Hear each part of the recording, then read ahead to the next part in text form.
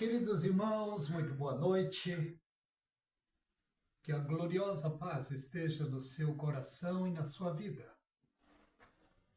Eu quero transmitir uma mensagem e te convido a vir comigo. Em uma breve mensagem, quero falar sobre o Apocalipse. Um assunto que não é muito bem discorrido, em especial dentro das igrejas. Quero falar de certos pontos, os quais estamos dentro dele. Desde já agradeço a Deus por esta preciosa oportunidade e já te felicito. 2024 abençoado, de maneira forte e abundante.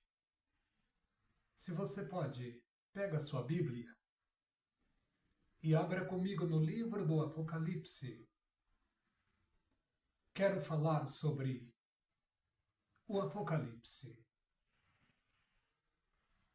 Quero transmitir uma mensagem que está no meu coração e te convido a vir comigo. Abra sua Bíblia no livro do Apocalipse, capítulo 1. O Apocalipse, capítulo 1, é a revelação que Deus deu de Jesus Cristo, seu Filho. A revelação de Jesus Cristo, a qual Deus lhe deu para mostrar aos seus servos as coisas que brevemente devem acontecer. E pelo seu anjo as enviou e as notificou a João. João era um dos últimos apóstolos que estava preso por causa de uma grande perseguição. Ele foi preso, exilado na ilha de Patmos, por causa da palavra de Deus. E neste exílio, ele estava humilhado nesta ilha, mas Deus desceu a ele com preciosa revelação, a revelação do Apocalipse, a qual testificou da palavra de Deus e do testemunho de Jesus Cristo e de tudo que tem visto. João foi um dos apóstolos de Jesus Cristo. Mas quando ele estava em vida com Jesus Cristo, ele não era apóstolo ainda, era aprendiz. João e os seus amigos eram discípulos aprendizes e estavam diariamente com o Senhor Jesus Cristo, andando, fazendo a obra, ouvindo o Senhor Jesus Cristo, vendo os milagres e sinais que Jesus operava diante deles. Milagres como a cura dos 10 leprosos, como a ressurreição de Lázaro, como a ressurreição do filho da viúva e também a ressurreição da filha de Jairo. Eles estavam servindo e seguindo a Jesus Cristo e vendo os sinais que Jesus estava fazendo diante deles. Que preciosa escola! O Senhor Jesus Cristo morreu e Deus então traz a revelação de Jesus Cristo para João através do seu anjo, o qual testificou da palavra de Deus e do testemunho de Jesus Cristo e de tudo que tem visto.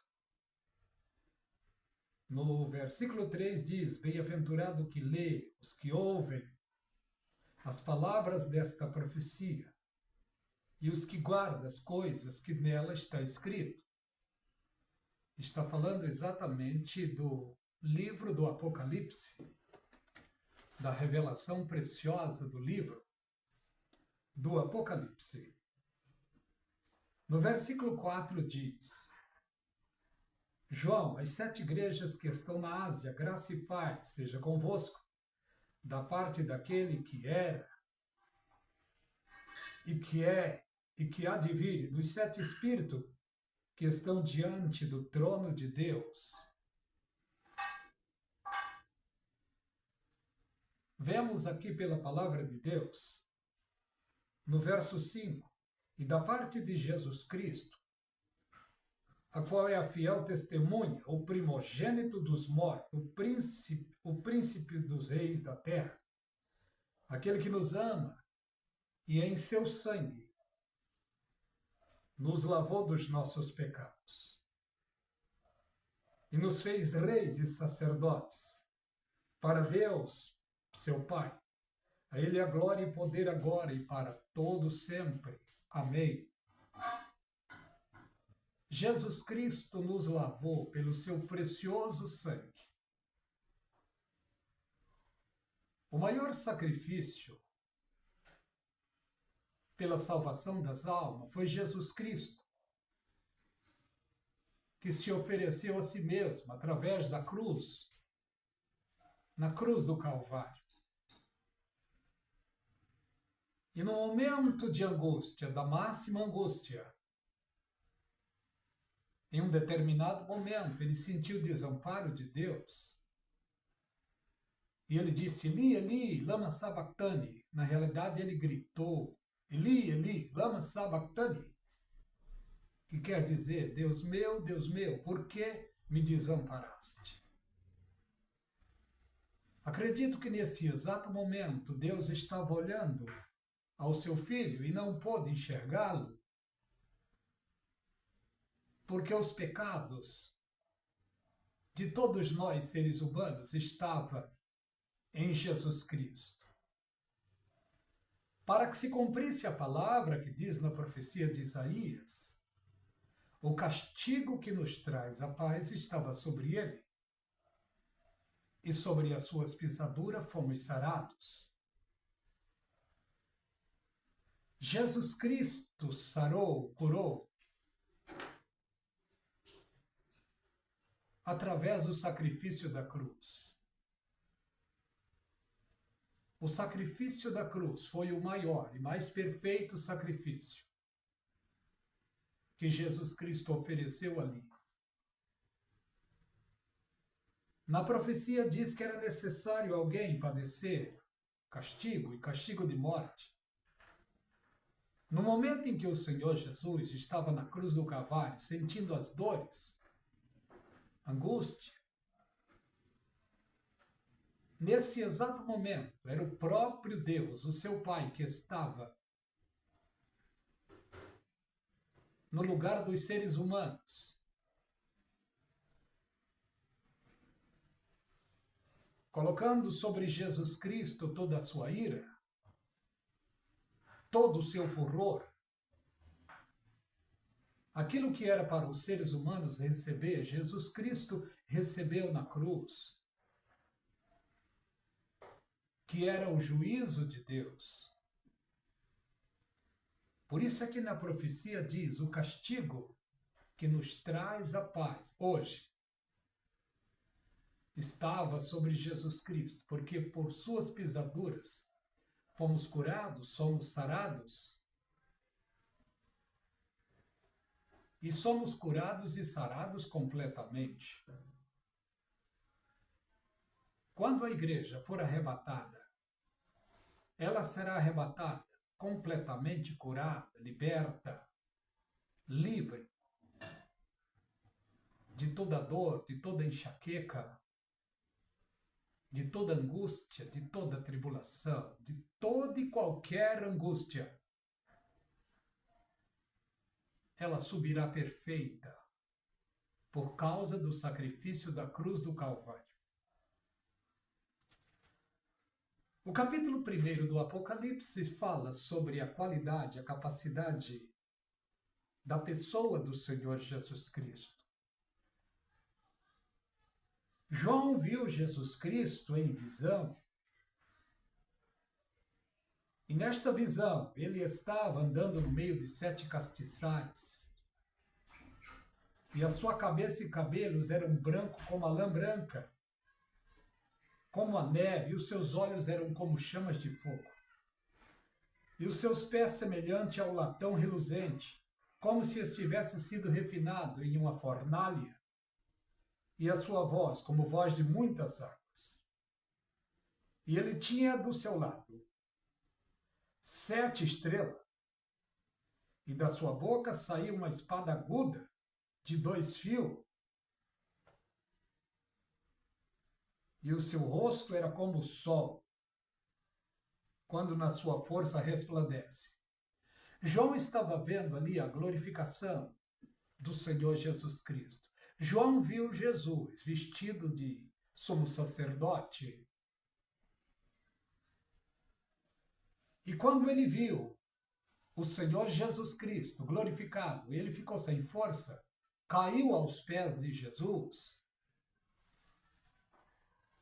Mas a mão direita de Jesus Cristo veio sobre ele, dizendo: não temas, eu sou o primeiro e o último. Jesus Cristo é o primeiro e o último.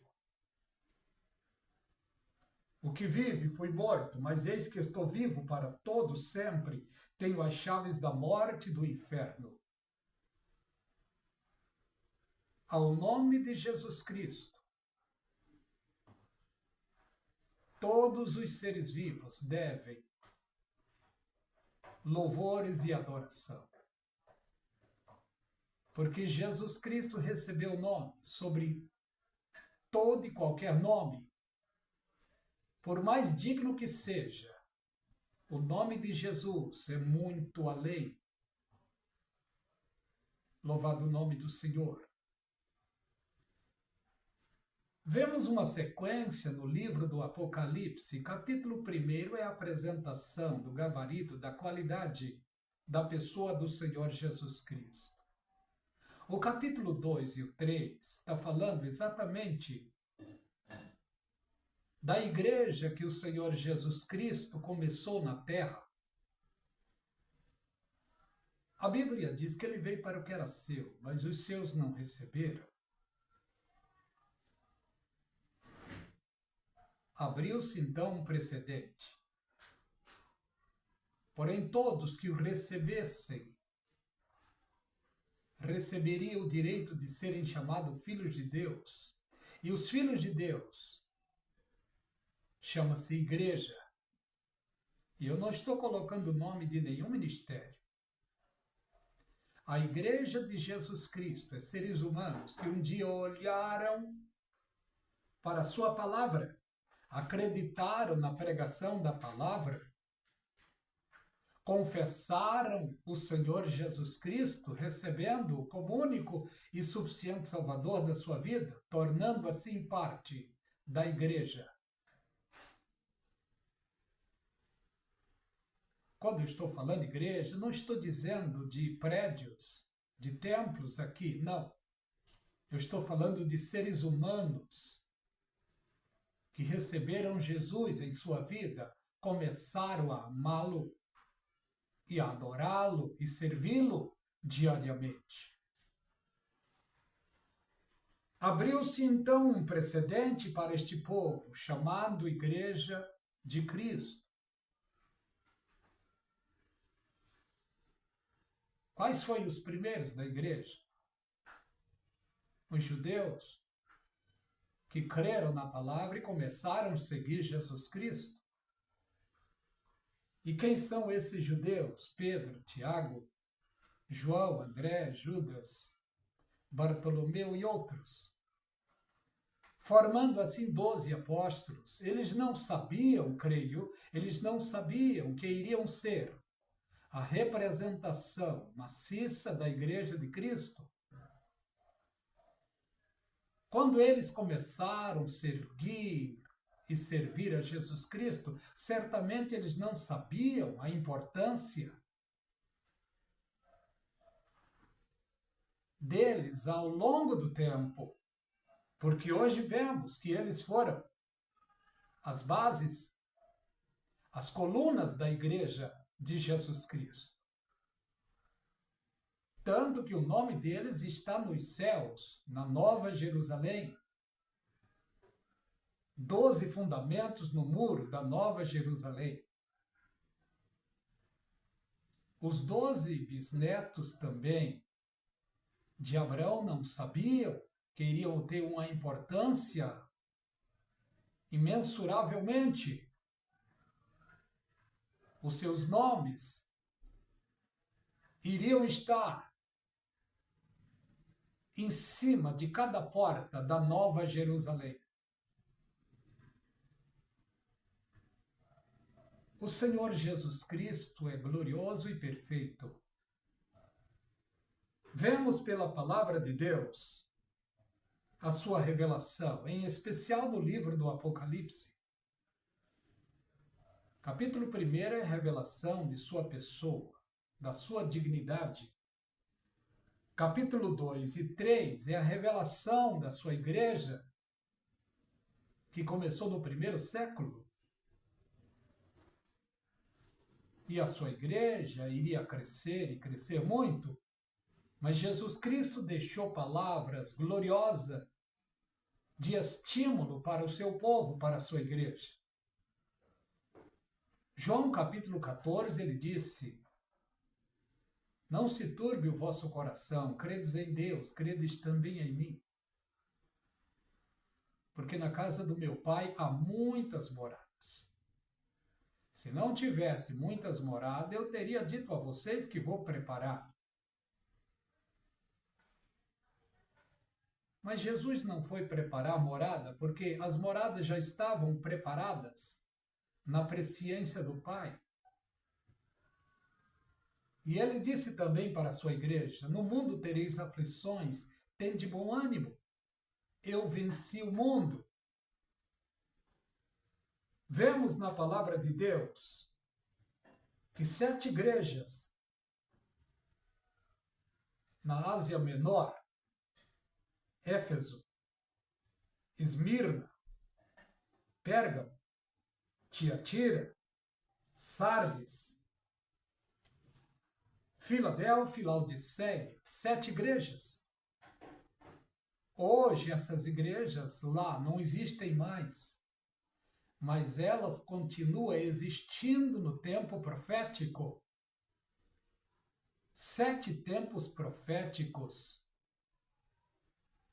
Hoje nós estamos dentro da última igreja, em outras palavras, dentro do último tempo profético. E qual é a igreja que está dentro do último tempo profético? É a igreja de Laodiceia. É a igreja dos holofotes, é a igreja orgulhosa.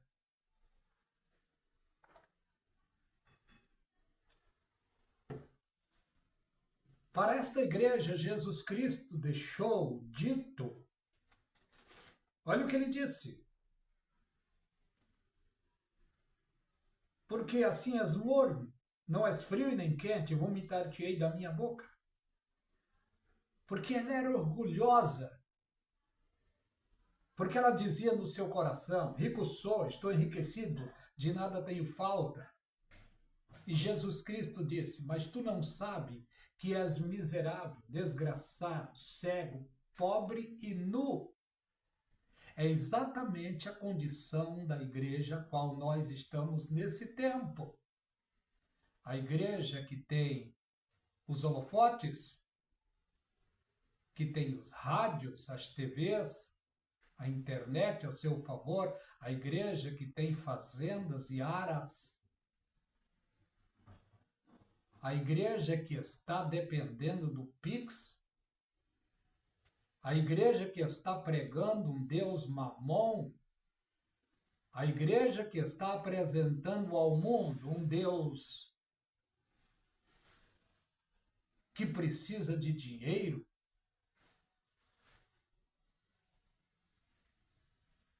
estão negociando o evangelho nesse tempo final.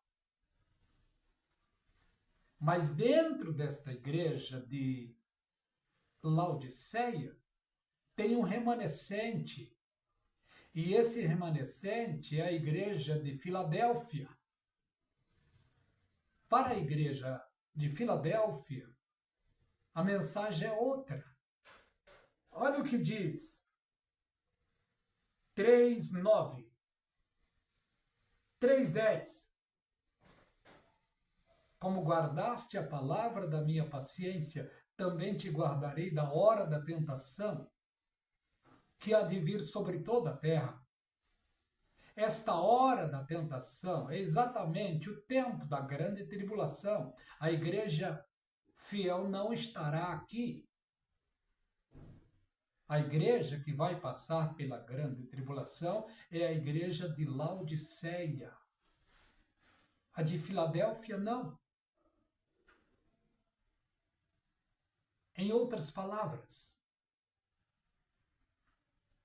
uma alta liderança que está pregando, ensinando o pós-tribulacionismo, eles estão entregando, direta ou indiretamente, a igreja para o anticristo.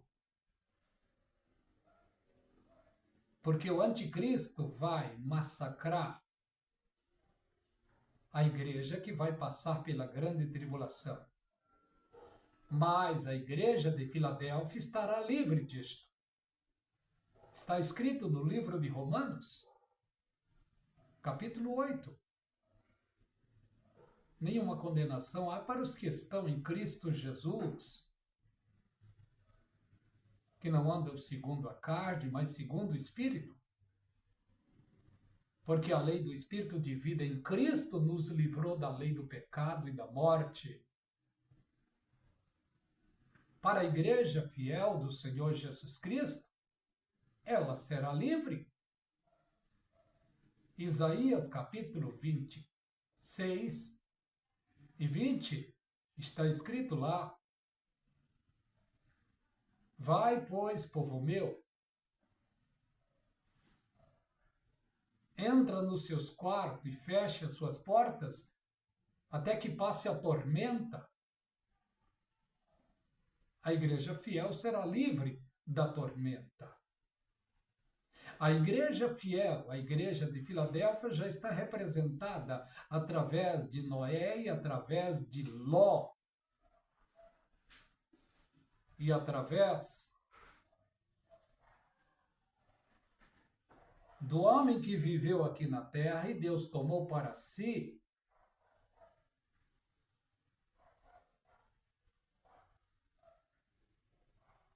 você sabe quem é. A igreja já está representada nestas pessoas, nestes personagens. Ela será livre da tormenta, será livre dos ais, das pragas que hão de vir. Nós estamos no último tempo, o tempo da última igreja.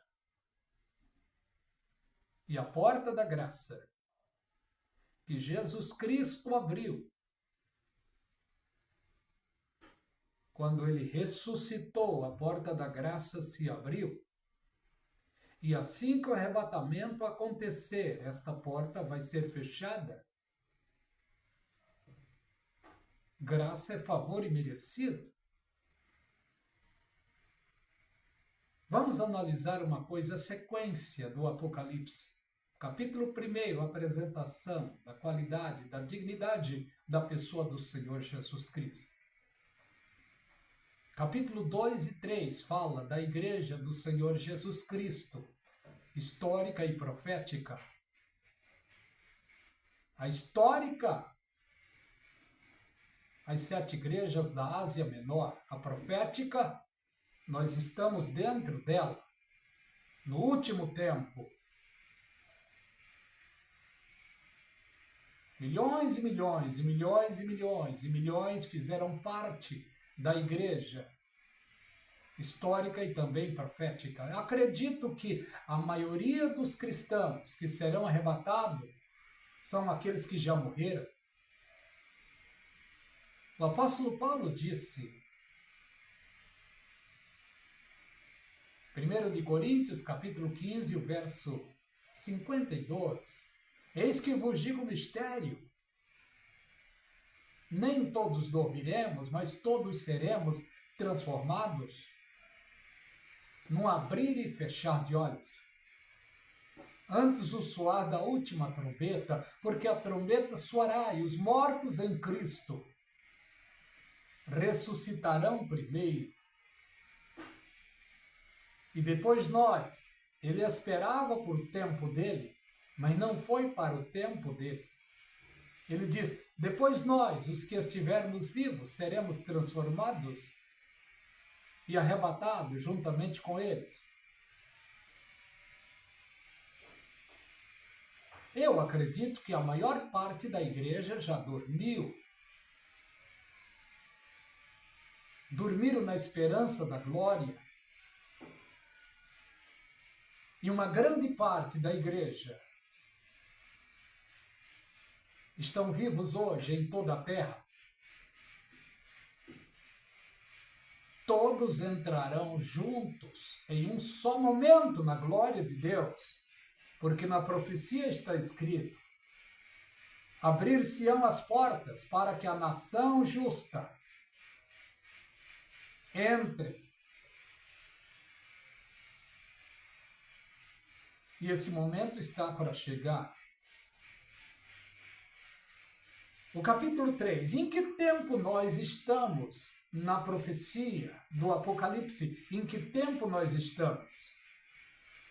Nós estamos exatamente dentro do capítulo 3 do Apocalipse, do 14 ao 22. Mas em especial do 17 a seguir, que diz, como dizes, rico sou, estou enriquecido, de nada tenho falta, e não sabe que és pobre, cego, miserável e nu. Olha o conselho do Senhor Jesus Cristo para a última igreja, para a igreja do último tempo. Eu aconselho que de mim compre ouro, provado no fogo, e veste para que te vista, e colírio para que veja.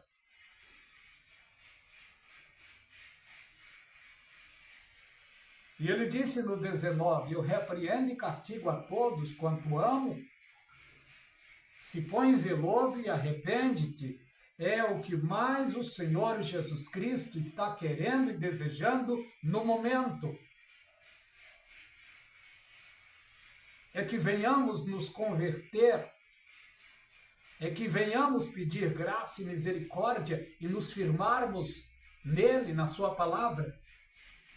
Porque ele disse aqui, aconselho que de mim compre ouro provado, e vestes para que te vista, e colírio para que veja. E ele disse, eu repreendo e castigo a todos quanto amo, se põe zeloso e arrepende-te. Você que tem vacilado, você que tem pecado, você que está triste, abatido, depressivo, ele te ama. Ele te ama. E o conselho da palavra para nós é este. Tiago 4:8, está lá. Chegai-vos a Deus e ele chegará a vós. Limpai as mãos, pecadores, e de duplo ânimo purificai os vossos corações. Esse é o conselho da palavra. O fraco e o forte é do Senhor. O apóstolo Paulo chegou a dizer, quando estava falando sobre a ceia, ele disse, por causa disso há entre vós muitos fracos e doentes, e muitos que dormem. Disto o quê? Por vacilar, por não observar a palavra.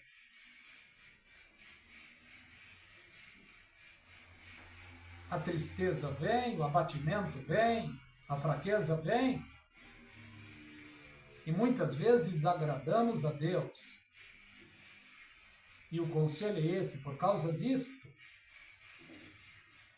há entre vós muitos fracos, muitos, ele disse, muitos fracos, doentes, muitos que dormem, mas o fraco é do Senhor, o doente é do Senhor, e o que dorme também é do Senhor, porque foi Jesus Cristo que morreu na cruz do Calvário para nos redimir, não foi o seu bispo? Não foi o seu pastor, não foi o seu apóstolo, não, foi Jesus Cristo. Ele te ama. Vamos ver uma sequência aqui, já vou terminar. Capítulo 1, qualidade e dignidade da pessoa do Senhor Jesus Cristo. Capítulo 2 e 3, fala do tempo da igreja na terra. No capítulo 4, a seguir, a igreja não aparece mais na terra, porque no capítulo 4, João ouve a voz que diz para ele, sobe aqui, e ele logo desapareceu da terra e subiu, não pelos seus méritos, não. Foi pelo poder de Deus que João subiu. A igreja hoje, que está se esforçando, ainda não é perfeita. Não existe nenhum cristão perfeito na terra. Não existe. Santo sim, perfeito não. Vamos subir para a glória, não por nossa perfeição, mas pelo sacrifício de Cristo e pelo Espírito Santo. Louvado o nome do Senhor, porque Jesus tem uma promessa para cumprir para a sua igreja. E quando eu estou falando da sua igreja, eu não estou falando da Assembleia Batista, Metodista, Wesleyana, Congregacional, Cristã, Igreja da Graça, qualquer uma, não estou falando dessas, não. Eu estou falando da igreja fiel do Senhor Jesus Cristo, que é seres humanos, que estão fora dos holofotes e estão aguardando Jesus Cristo, estão aguardando o arrebatamento. Num abrir e fechar de olhos, ela será tirada da terra. No capítulo 4, o arrebatamento de João é um prelúdio, é um tipo do arrebatamento da igreja. Porque assim que João foi arrebatado, ele vê nos céus um trono glorioso, puro, perfeito. Ele não conseguiu codificar tudo nesse trono, mas ele diz que tinha aparência como de jaspe. E ele disse mais, esse trono estava posto no céu, e tinha um que estava sentado nesse trono, a semelhança como pedra de jaspe sardônica, e o arco celeste estava sobre ele, ao redor dele. E ao redor do trono havia 24 tronos. E esses 24 tronos, tinha em cada trono um. E não era anjo, era anciões. Ancião, presbítero e bispo é a mesma coisa. Em outras palavras, tinha 24 presbíteros. Hoje, nas igrejas, os presbíteros não são muito honrados, mas na Bíblia os presbíteros são uma representação da igreja do Senhor Jesus Cristo. Hoje, quem mais aparece nas igrejas é os apóstolos, é os pastores, é os missionários, missionárias, é os reverendos. Mas, biblicamente falando, a representatividade da igreja é os presbíteros, porque sobre eles está a responsabilidade do ensino da igreja. Mas isso é outra mensagem.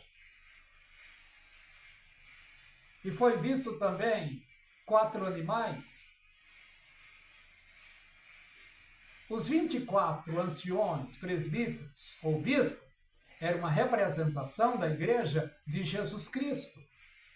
Os 24 anciões é esta representação da igreja que será arrebatada. Os 4 animais era uma representação viva da pessoa do Senhor Jesus Cristo.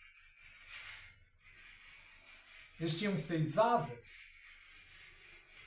4 faces, Olha só, face de homem, face de cordeiro, face de leão e face de águia. É a simbologia do poderio que está sobre Jesus Cristo e da simplicidade que Jesus Cristo levou aqui na terra em sua primeira vinda. Jesus, quando veio em sua primeira vinda, ele foi representado por um cordeiro mudo. Em sua segunda vinda, ele não virá mais como um cordeiro, ele virá como um leão, e o leão bravo, nervoso, porque ele virá para tomar as rédeas deste mundo. E a face de homem é uma representatividade, uma representação de homem perfeito que passou neste mundo. Para todos os homens tem na Bíblia Sagrada um desafio, Salmos 24, quando diz lá, do Senhor a terra, o mundo e aqueles que nele habitam, porque ele fundou sobre os rios e firmou sobre os mares. Agora vem um desafio de Deus para os homens. Quem subirá ao seu monte santo? Quem estará no lugar santo? Vem a resposta. Aquele que é limpo de mão e puro de coração, e não entrega sua alma à vaidade e não jura enganosamente. Me diz, quem será este? Abraão? Não, Abraão vacilou. Moisés? Não, Moisés vacilou. Sansão? Não, Sansão vacilou. Elias? Não, Elias vacilou.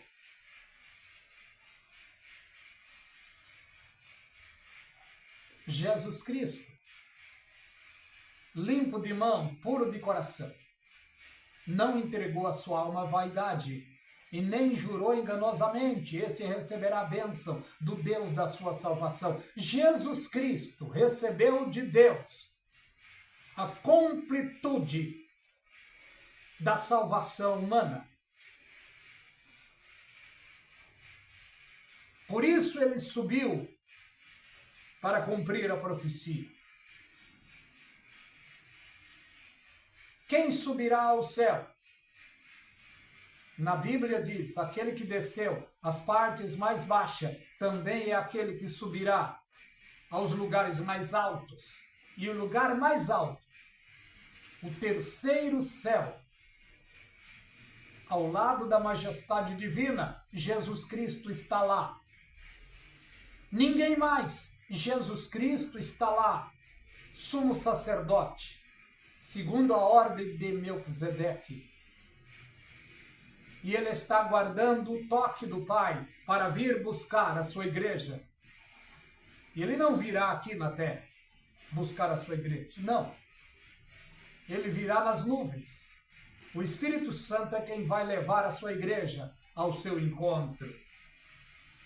Então vemos, Jesus Cristo foi representado pelo cordeiro, pelo leão, pela face de homem e a águia. A águia é uma tipologia da divindade. A divindade flutua nas alturas. A águia flutua sobre as alturas. E vemos então o Senhor Jesus Cristo representado aqui. Capítulo 5 e 6 é como uma moeda, tem dois lados. Capítulo 5 mostra a igreja nos céus recebendo os galardões, participando da festa de casamento, se casando com Jesus Cristo.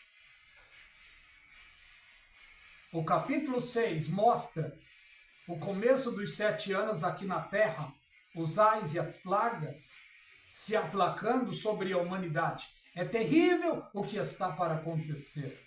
Muito terrível. Eu vou encerrar por aqui,